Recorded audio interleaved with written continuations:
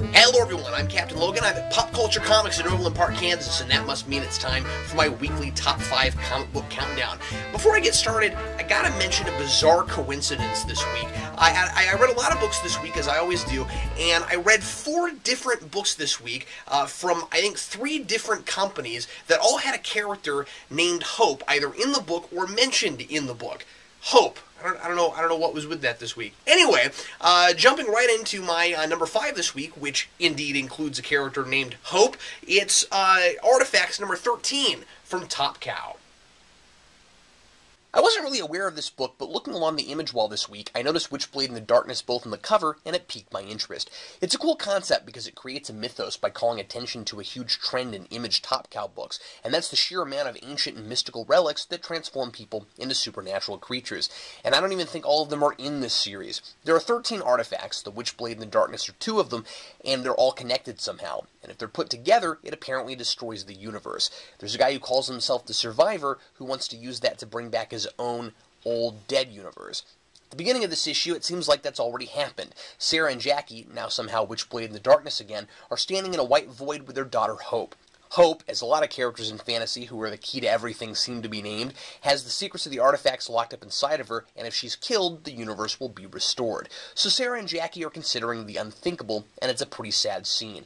I don't want to give away anything that happens after that, but it's really intriguing. Some of the central ideas are admittedly a little typical, but then it keeps you guessing. And a lot of why I'm recommending this one is for the art. There's an awesomely detailed full-page spread of darkness ripping into a guy that's nearly worth the whole thing. I was also surprised by how engaged I was with this, having only really a passing familiarity with its characters and having not read this book before. And coming in at number 4 this week, it's Avengers Extinction, number 2 of 4. We're starting to get a clearer picture about why Cable's going nuts on the Avengers with flashbacks to Cable and his adopted daughter Hope, or kind of flash forward since they happen in the future.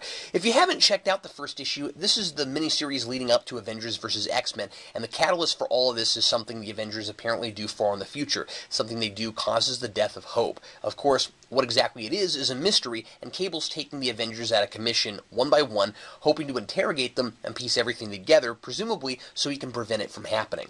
Loeb does a pretty good job of creating a genuine relationship between Cable and Hope, and I like that they have something pretty major in common. Both were sent to the future to save their lives, and Cable says the only difference is that Hope's parents abandoned her and he'll never leave her.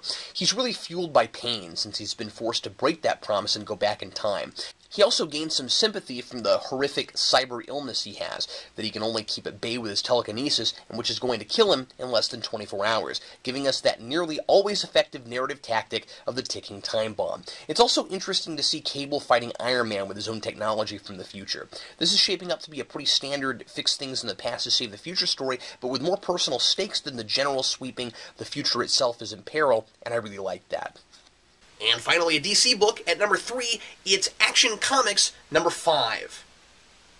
Now the tone of this book starts approaching something closer to Morrison's All-Star, and to say it gets weird would be an understatement. Most of the issue is recounting yet another new version of the classic Superman origin, with Kal-El being sent to Earth in a rocket. Some of Morrison's changes add a degree of realism and character dimension, like the idea that there was room in the rocket for 2 people, but Kal-El and Laura wouldn't leave each other's sides, so they both stayed behind when their planet was destroyed. I also really love the idea that Jor-El tries to save his family first with the Phantom Zone, but that doesn't work, mainly because of who's in there. And in this continuity, it isn't that Martha couldn't have children, but that she had a miscarriage. And I think that's one of the smartest character changes Morrison's made thus far.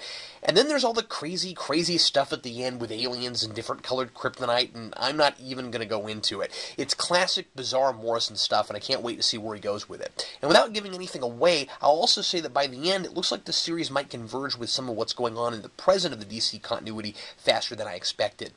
And at number 2 this week, it's Avengers Annual, number 1. I'm really not used to annuals being this depressing. I mean, it's quite good, but it's really depressing. I feel like what's going on with Extinction this week and this Avengers Annual are kind of related, even though they don't really have anything to do with each other story-wise. This idea that, unbeknownst to them, the Avengers might not be what the world needs right now. Either that or it's just propaganda being spewed by Wonder Man, who's gone to great lengths, namely blowing up Avengers Mansion, to try to force the Avengers to disband. Now, I don't think it's quite that simple. It seems like there may be some truth to what he's saying, actually, about how the Avengers have done a lot of good, but they also cause a lot of damage, and they always seem to attack now and ask questions later.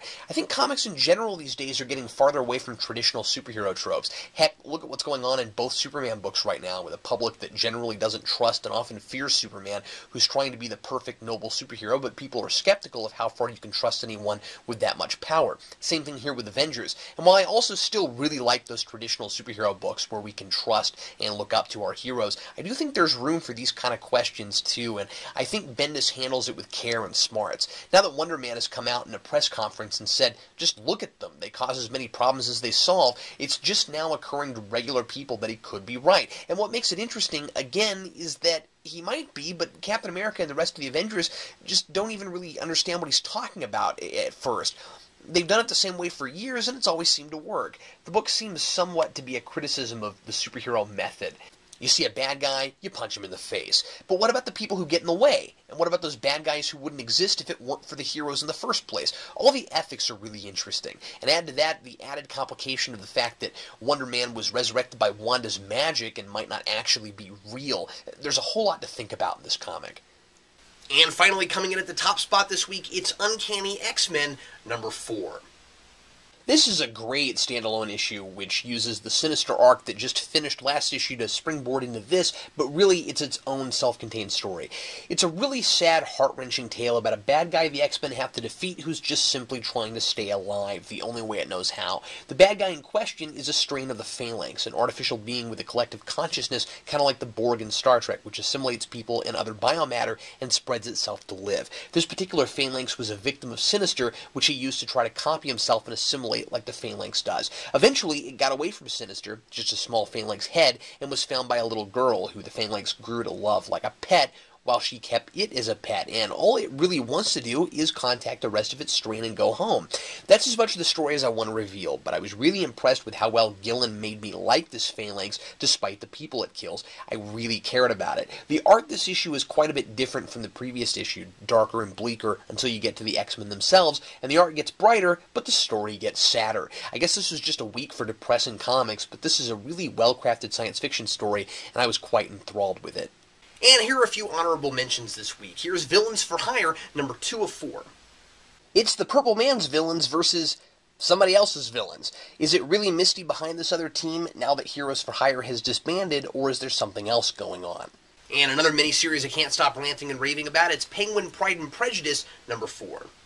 The Penguin's vengeance on those who would laugh at him gets deeper and bigger, and he falls back on a classic, the robotic penguin.